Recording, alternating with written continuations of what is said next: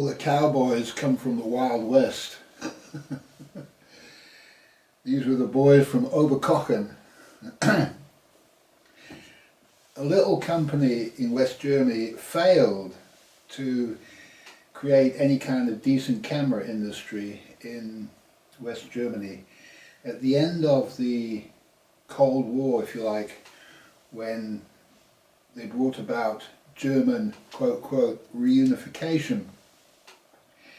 This was not a reunification in the 1990s. This was a absorption of the whole of East Germany into the mouths of the Western cowboys. Now, when this happened, the biggest company in East Germany was Carl Zeiss at Jena, and the state-owned company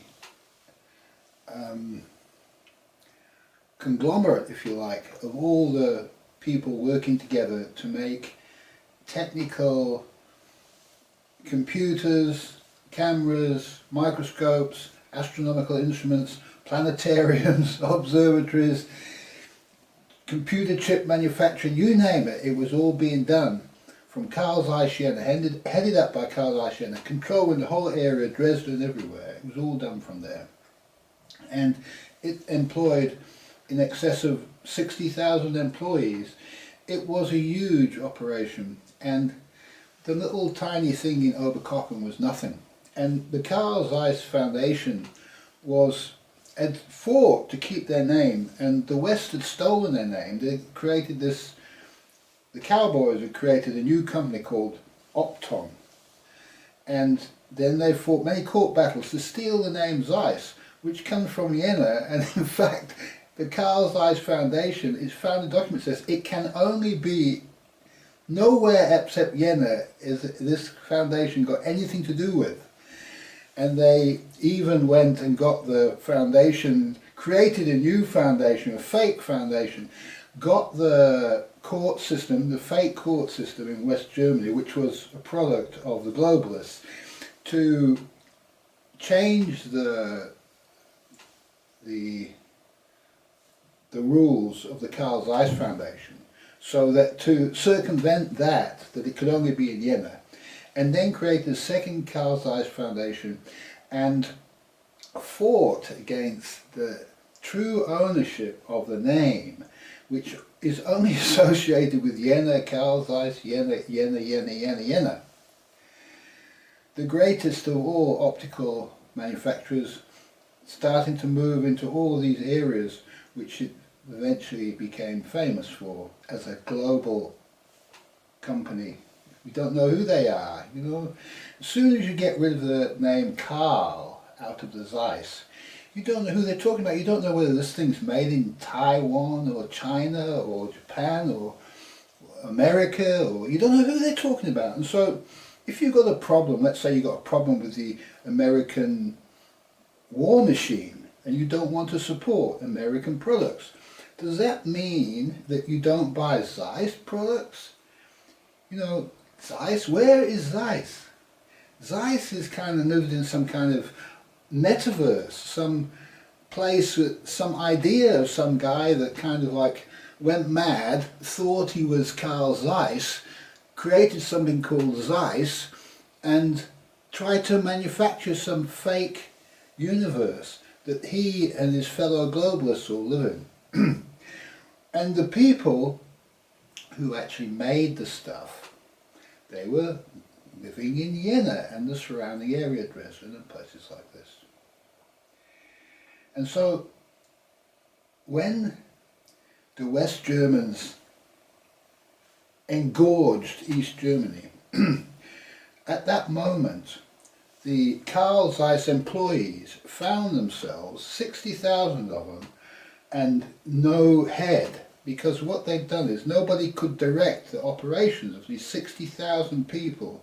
They're all just like twiddling their thumbs, whilst the cowboys in Oberkochen now argue and fight amongst themselves about how they're going to carve up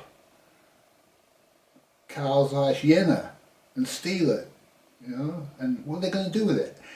They're not interested in the people at all.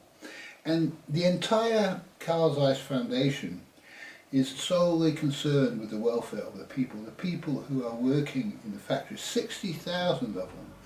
And these people had to sit and wait and wait and wait and watch while everything fell apart, while all the orders were lost, all of the international sales were gone, and you know, they just had no way of looking after themselves, because they were now put into the hands of these fake Oberkochen people, the cowboys from the West, who were not even, they wouldn't even know how to operate a company, 60,000 employees, you know, they knew nothing about it.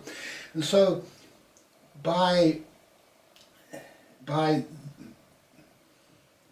it's hard to say who to accuse of this.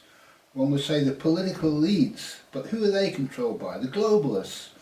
The globalists had their sights set on just destroying whatever was in Jena and taking from it what it could use to further its own endeavours, if you like, to create its own idea of what a company might be, not to further the aims and ambitions of the workers in Jena. And so, in the end, I'm not going to go into the detail of it. I think you've got the picture. It's very hard to find the right picture. You know, you'll find that a lot of documentaries on YouTube will say the exact opposite of this. But if you go and look at the people, the people who are involved in this, and see what they personally have to say about it, you'll find out that what I'm saying is the truth of the matter.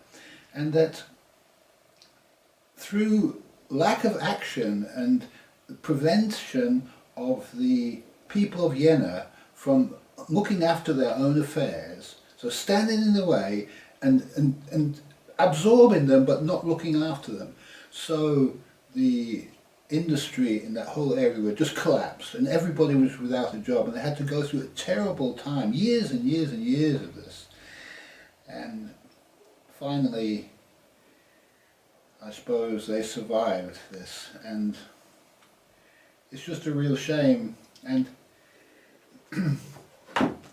I did another video about this, about more in depth about the origins of it and what was caused, but I didn't feel that I could put this up on YouTube, because YouTube is owned by these people and it has a record, a very bad record of getting rid of videos and shutting videos down, and I can't afford my videos for the children of the future. I can't afford that my videos be deleted from YouTube, so I'm not going to put this particular video, the last one that I made, I'm not going to put it on YouTube. I'm going to put it on Rumble. And so later on in the video I will put on the place on Rumble where you can find this video, if you're interested in more detail about what went on in 1991. Okay, so that's about it really. That's the end of my documentary. I've enjoyed making it. I've become quite angry as I've studied it more and more to see the lies and deceptions that have been done and said about these hard-working, intelligent and superior craftsmen of this fine place, Jena, and its originator and father, Carl Zeiss, Ernest Abbe, Otto Schott, and many more, who created the most wonderful, wonderful place. And even in this moment, the West Germans cannot escape the glory of Jena, because even though they stole their name and changed it from Carl Zeiss Jena after reunification to Meyer-Optik or something like that, I don't know what it was, some name just to get rid of it really. In actual fact it survived, and now they build new buildings in Jena as a sign of the incredible contribution these people have made to the entire world really in microscopy. I don't know how you say it. It's not a word I use generally. Microscopes, making microscope thingamajigs, yeah, and telescope thingies, sort of stuff. And anything to do with optics is really, you have to go to Jena for this. Jena is the, it's like if you go to Rome, you have to go to the Colosseum. If you go to Jena, you've got to go to the original Carl Zeiss works, where it was before they demolished it. The people in Oberkochen just demolished the whole building because it was an embarrassment to them, you know. It was kind of like, my God, there's our handiwork, look at it, it's this vacant buildings, everything, we better knock them down and sell. We got them for free so we can like develop the land and sell them for shopping centres. That's exactly what they did. I'll put a picture up of the shopping centre that now occupies the site of the Carl Zeiss works used to be. And I also put a picture up of the new building as a symbol of the greatness of Carl Zeiss Foundation, which in the end there only has to be one, it only has to be Jena, it has to go back to Jena, it cannot be held anywhere else. It has to, its Western cowboy document has to be torn up, whatever it is, piece of rubbish, torn up, thrown into the Western desert, and the original, as written by Ernest Abbe, document needs to be reinstated and it needs to be honoured. And unless the West does that, unless these guys do that, then you know who the cowboys are and you know who the bad guys are. And that's all there is to it. It just needs honour and justice to be put back where it belongs.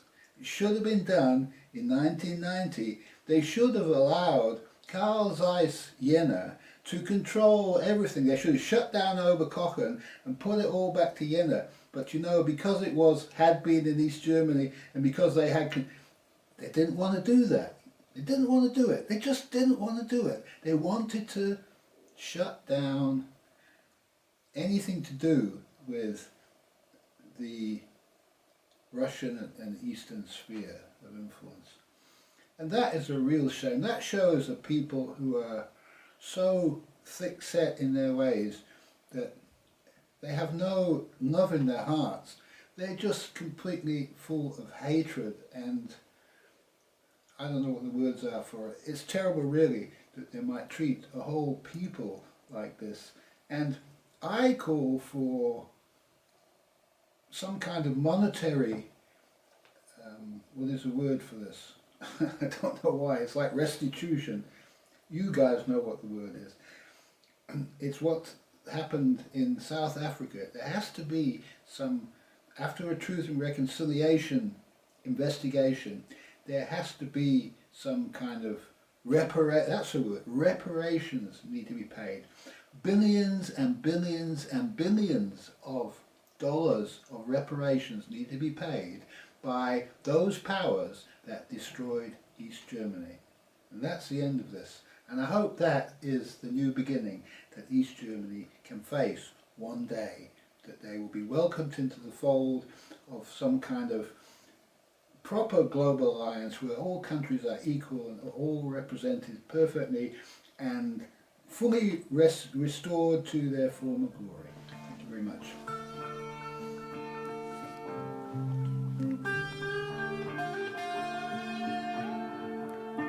Where is the door?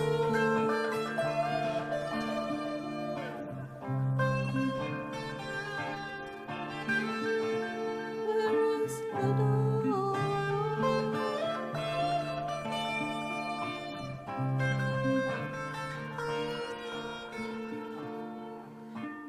Where is the door?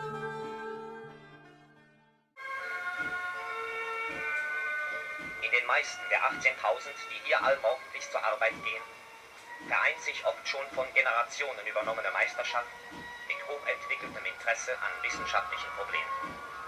Wie Ernst A.B. voraussagt, ist dieser in einem Jahrhundert gewachsene Stamm von vielen tausend Fachkräften der unersetzliche Kraftquell des Werkes geworden.